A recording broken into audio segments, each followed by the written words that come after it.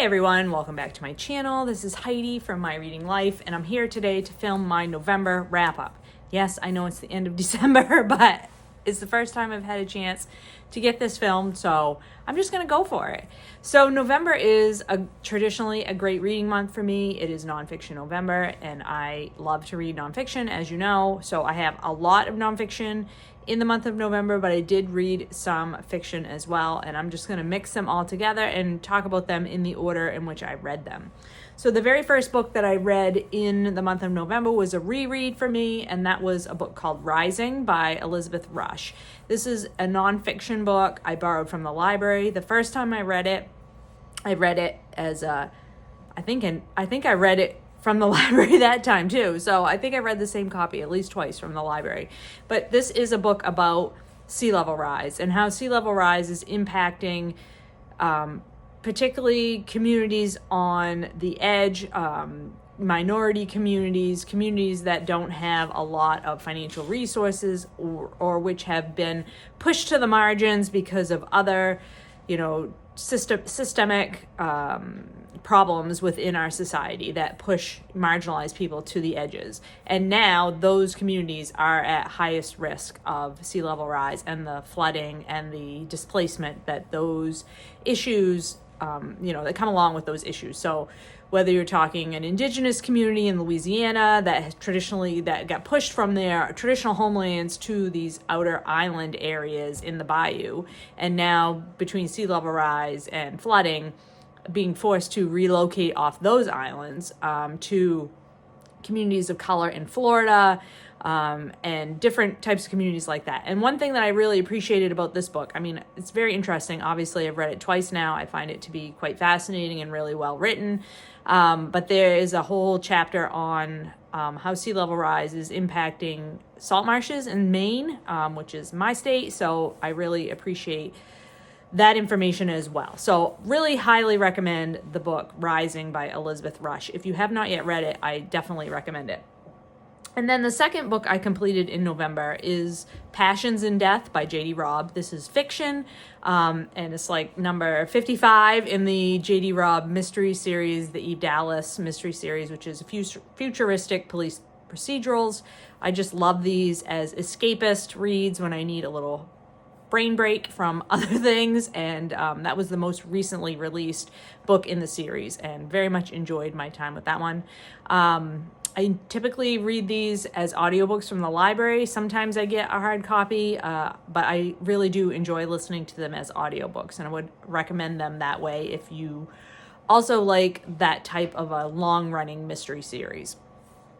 The third book that I completed was another novel, and it was the fifth book in the Court of Thorns and Roses series by Sarah J. Maas. This is A Court of Silver Flames. This is Nestas Story. So Nesta is the main character from the first part of the series, her sister. Sphera is the main character from the first part of the series, and then this book is Nesta's story, her sister. And it is like a self-contained narrative arc. It's romantasy, so you've got a romance, a central romance, and this character who has been sort of dragged unwillingly from the human world into the Fae world and the fairies and all that sort of thing, and she is not having it. She's really not interested in being a part of this world, but events conspire to make her change her mind. There is a lot of problems with this book. Like, this is not a perfect book by any means. There are, if you look up reviews on this book, you can find all the problematic issues with this particular story. But what I appreciated about it the most, and I talked about this quite a bit, I think, in my mid-month book bash vlog video in November, is it's a sort of girl power story where a young woman finds her own agency and overcomes her own, emotional issues to succeed in her chosen path at the time. And she gathers together around her other women who are also finding their own power for the first time. And I'm not necessarily just talking about magical power. I'm just talking about their own like agency and ability to stand up for themselves and ability to make their way forward in the world on their own terms. And I really enjoyed that story, particularly in November. It just hit home for me, and I needed that message that was being delivered from the story. So I sort of ignored all the problematic aspects of this book and just focused on that part of it, which I really enjoyed. So finished that one in November. And then another nonfiction book was the book Estrogen Matters. I read it in hard copy, but I don't have it because I've loaned it to a friend. So I put a cover up here, and this was a myth-busting book about all of the ways in which estrogen supplements have been unfairly maligned in the media and in the public eye in terms of their efficacy for helping women in peri and post-menopause. And it goes through different illnesses and medical conditions and the impact of estrogen on those things. So number one, breast cancer. I'm sure you've all heard, the rumor that if you take estrogen therapy, then you have an increased cause for breast cancer, and the research does not bear that out. And this book systematically goes through each of these types of medical conditions and why scientists believe that estrogen is beneficial for and or not harmful in terms of increasing your risk of certain health conditions. So I found this book very informative. I appreciated the way that it was written. The authors bring the receipts to back themselves up with the information that they're providing. And I thought it was a very well done book. So I would highly recommend it if that's a topic area in which you wish to become better informed. Definitely recommend Estrogen Matters. Then the next book I finished, and I'm sorry I'm looking over to the side, but this is where my notes are. The Heat Will Kill You First by Jeff Goodall. I read this on ebook, and this is a nonfiction. Again, another climate-related book. And this one is all about, I read Jeff Goodall's The Water Will Come at the beginning of the year and really got a lot out of that book. Thought it was very well done. And so I wanted to read another book by the same author, and this one is about temperature. Air temperature, outdoor temperature, and how heat is a very big killer in terms of the human body can only stand certain temperature fluctuations, and when the temperature gets above a certain point, it causes a lot of internal problems within the human body and can kill a lot of people really quickly. And there's certain places in the world that are we hear a lot about places like Arizona or California or places that are experiencing longer and drier spells of extreme heat. And those places are already hot for a lot of the year anyway. But even places that normally do not experience like really high levels of high air temperatures are experiencing them now, and that's almost even worse for humans because people that live in those areas are just not used to those types of temperatures. So, for example, in the book, Jeff Goodall talks about a heat wave in the Pacific Northwest where the temperature stayed over, the high 90s, low 100s for quite a few days in a row. And how that impacted individuals. There was a story about a young family that went for a hike in the morning thinking they could go and get their hike in before the temperature, got really high in the afternoon. And they miscalculated how long it would take them to walk this short trail near their house, and they all died, including the dog. Just horrific. And the example, showing how these people were found dead on the trail with no obvious signs of what caused their death. And the changes that take place within your body once your internal body temperature goes up beyond a certain point. It was just really eye-opening, very important information to know, written in an engaging fashion. And I learned a lot from that book. It's a difficult topic to read about. I mean, I would not say it's a fun topic to read about, but I do think it's an important topic to understand. I think, many different areas on the planet are experiencing these extreme heat levels, and how the human body responds to those things is so important for all of us to know. And then also in order to have the infrastructure to allow humans to withstand living in those types of conditions, what does that do to other aspects of the climate? If you have to run air conditioning all the time, what does that do to the electric grid? And what does it do to our infrastructure, when it's so hot out that the tarmac is melting and planes can't take off and that sort of thing. So very informative book. Definitely recommend that one too. I think Jeff Goodall is one of my favorite authors writing about climate change issues. The next book I read was one that I've talked about in previous videos in November, and that was Polio, An American Story by David Oshinsky. This is another nonfiction. I buddy read this one with Doris, and this is the story of polio and the race to find a cure, or the race to understand the disease, a race to find medicine that would treat the disease, or a vaccine that would protect people from catching the disease in the first place. It was the disease that American parents in the early and mid part of the 20th century were most afraid that their children would catch. And this is the story of many different scientists who are in a race to find a vaccine for this very catastrophic childhood disease. And it was fascinating to read about it because this was really the beginning part of how private fundraising started to happen for things like research and development for medicine.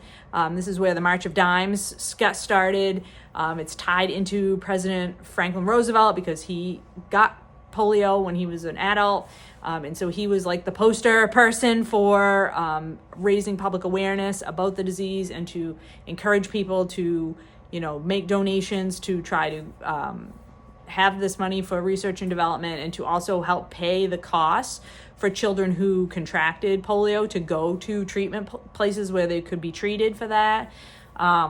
So yeah, really fascinating, not only about the disease and the research around the disease and how we figured out, how people contracted polio and how to treat polio and how to prevent polio, but also this other social aspect of, fundraising for medical research and medical treatment, and that whole public fundraising aspect of it through nonprofit entities. That was when that really became as big as it is today. That's the start of that type of fundraising.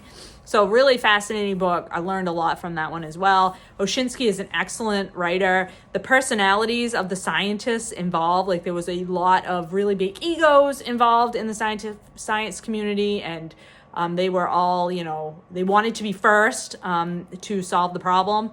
And those social shenanigans that those folks get up to was really fascinating as well. And I think Oshinsky does a great job of telling that story in an interesting way, keeping you engaged the whole way throughout it.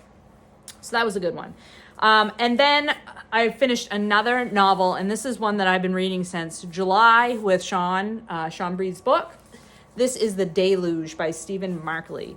And this is one of the best books that I've read all year. I absolutely love this book. It is a complex, at times heartbreaking and difficult to read novel about basically taking you through about 2014 through 2040. So it scans present time to near future time. It sort of plays out what could happen if we continue on the pathway that we're currently on, not wanting to take the hard steps to deal with the climate crisis. And it comes at this from not only the science aspect, but the political aspect, and through a cast of characters. And this cast of characters at the beginning, you don't really understand how all of them connect with each other, where they're going to intersect, why are we getting all of these people's stories. But Markley very brilliantly brings them all together by the end. Each chapter is told from a different perspective from one of these 7 or 8 characters that we're following throughout the story. It is a very chunky book, but it reads like a house of fire. And I definitely recommend reading it the way that Sean and I did, where we slowly made our way through this, giving ourselves time to process each chunk that we read. We read this in 50 and 60 page chunks each week, and that pace really gave me time to process everything that was happening, to think about the messages and the themes that Markley was exploring. But what really gets you with this book is the character development. and the characters that we're following are not, like, there are no, like, perfect people in this book. So everybody is shades of gray. There is no black and white. There are some characters that you will hate in the beginning and end up, like, really having a lot of sympathy for by the end. There are characters that you will love in the beginning, and at the end you will be, like, horrified at what they've gotten up to. It is about how, as people become more and more desperate, what they will do to try to make something better for themselves. There's a lot in here about our politics and about the how it doesn't matter whether the politician is on the left or the right, that the corruption runs deep on both sides, and the decisions are made for today and not for future issues, not dealing with things as they might look in the future. I mean, just brilliant. I cannot praise this book highly enough. I think that this is just an exceptionally written novel.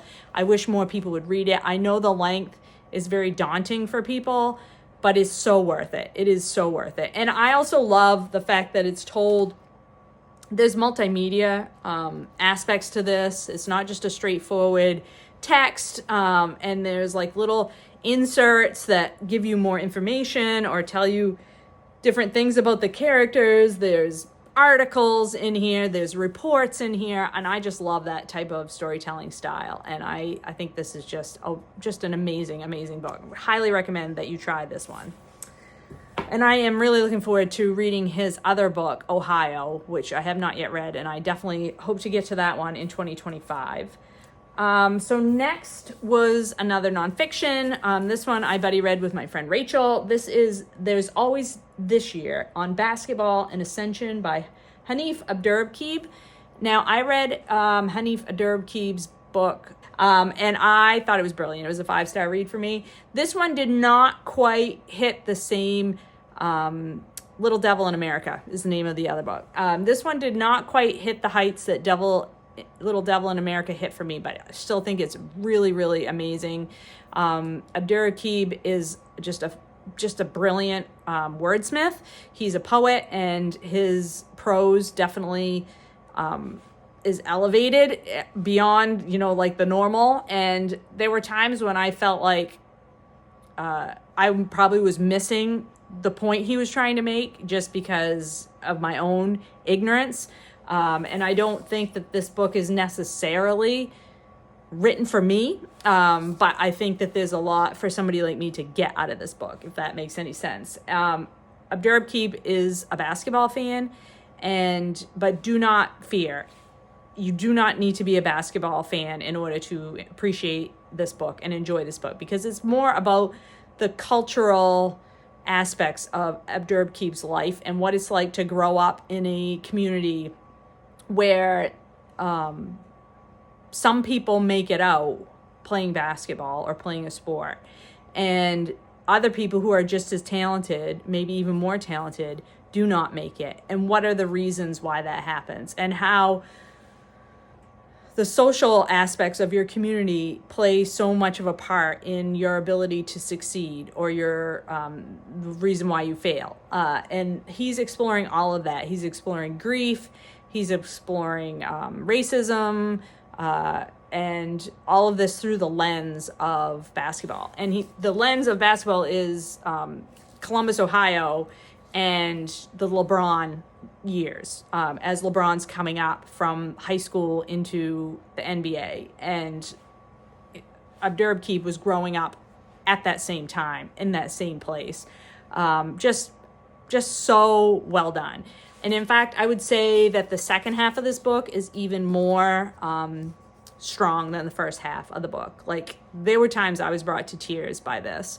And I do think that Abdurriqib is just an absolutely brilliant author. Definitely recommend this one as well. Then I read Codependent by Madhumita Murgia. Is that right? I can't read my own writing. I will put a picture of the book up here because I borrowed this one from the library as well. And this is a book that I read with Britta Bowler. And it is about AI, and it is about how AI is impacting communities around the world, and in particular, communities where very poor people are being asked to do like very basic work around developing AI tools. So training the AI to do things like self-driving cars. And so some people have to watch hours and hours of video and identify, this is a tree, this is a street sign, this is a child running after a ball, you know, these things, so that you teach the AI how to identify different objects and in order to make self-driving cars a reality. And so there's all of this background work that has to be done. And it's done by people working for, you know, very, very small amounts of money. And how that impacts those communities. I mean, this is the type of work that's being done in Africa, in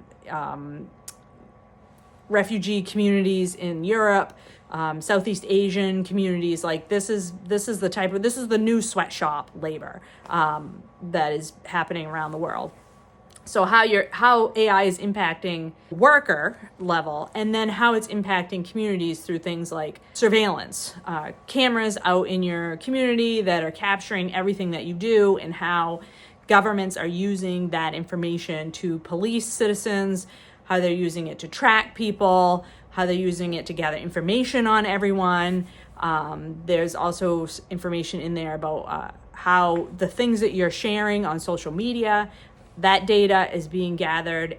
This was a very eye-opening book, very well written, very engaging. I did not think I was interested in this topic. Like, computer technology does not tend to be a topic that interests me very much. I don't pay a lot of attention to it, but AI is something that I feel like I should be more aware of and I should learn more about, because it is the next level of computing that is happening in the world. And this book opened my mind, educated me, and it's not written in there are things about it that are scary, but it's also written in a way that is not designed to be scary at all. It's designed to be like, okay, this is the new tool that's being developed, and how this tool is regulated and managed going forward is going to impact all of us. But there's still the opportunity to make this work for all of us, and not for it just to be this thing that's scary or harmful or whatever. There's opportunities out there for it to make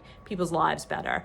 You know, there's examples with healthcare, for example, where AI can make things, diagnostic type things better. So I did not find this book to be like, this wasn't a fear-mongering type of book. This was a book to be informative and a book to make you aware of the issues, but it also had hopeful aspects to it. So I thought it was really excellently done.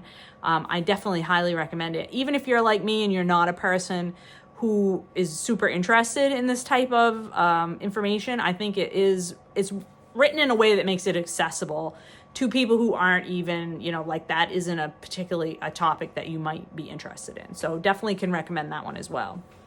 I finished another novel, and that one is called The Road to Dalton. This is by Shannon Bowring. This is a Maine author, and this book takes place in northern Maine, up in Aroostook County.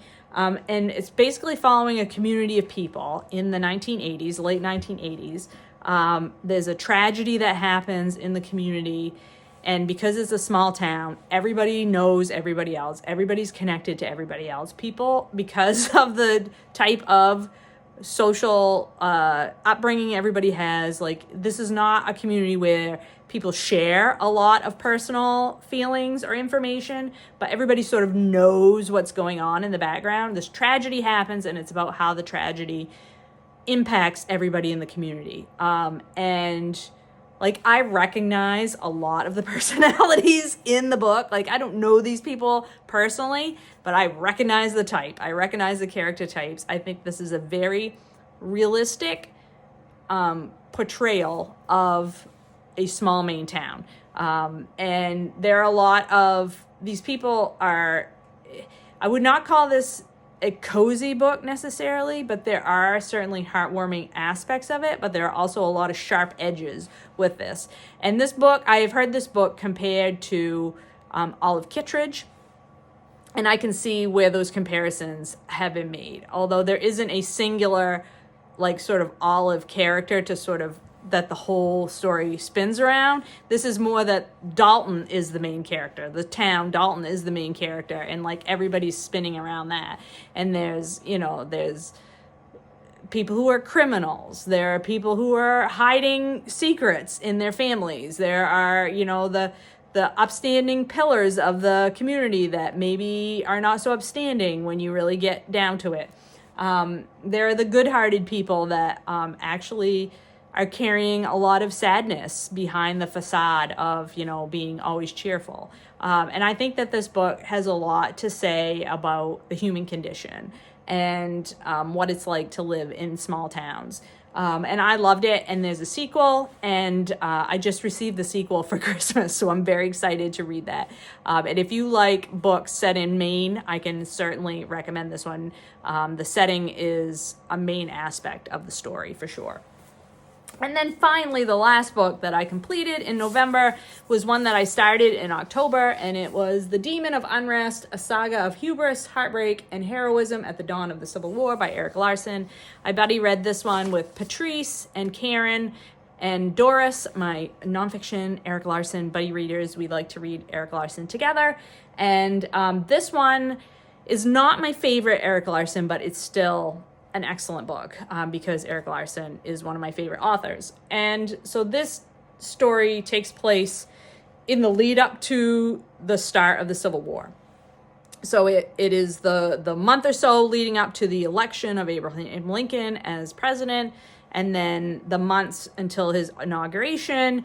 And South Carolina secedes before Lincoln is elected, and it's that description of the southern states and what they're doing, and South Carolina deciding that, they're going to take over Fort Sumter, which is in the middle of Charleston Harbor, and what leads up to the battle at Fort Sumter. And so you're getting the perspective of the Union soldiers who are stationed in Fort Sumter. You're getting the perspective of the leaders of the Southern Rebellion. You're getting the perspective of the government officials that surround President-elect Lincoln, and then President Lincoln as he is inaugurated. So it's like that 7 or 8 months right before the Battle of Fort Sumter. And Larson just does a masterful job of finding primary source materials and incorporating them into this narrative of this historical, this moment in time of history. And then, people's diaries, people's letters, newspaper articles, all of this type of primary documentation. He takes that information and shows the real people behind this event. So you're getting diary entries from some of the wives of the Southern leaders and what life was like in the Southern aristocracy at the time. Very, it was called the chivalry, and it was very, there was very much social rules around how they behaved with each other. You're seeing how the slaves were treated. You're seeing how the Northerners just could not sort of wrap their brains around this social lifestyle that was, the way of life in the South. People from the North just could not comprehend it at all. And so there was this disconnect from what the Southerners thought and what the Northerners thought. There was the division between the two groups was so deep and so wide. And so while I read this in October and November, it was sort of very uncomfortable to read this at the time of the U.S. election here in 2024 and the great political divide that is currently present in the country right now mirrors what things were like in the country, in 1960, 1961. So yeah, it was an uncomfortable read for the time which we were reading it, but it was also an enlightening read for that purpose as well. And I think Larson just does such a great job of bringing these instances in history to life. So definitely recommend this one as well. So that's it. I did read 12 books. The 12th book was the Book Naturalist Book Club pick, and I have a separate review on that one, Fresh Banana Leaves, that you can watch if you're interested. But very good reading month. Lots of awesome books in this stack. I hope there's one in there that you will find to be interesting to you. I hope you're all doing well and finding some great books to read. I'll talk to you later.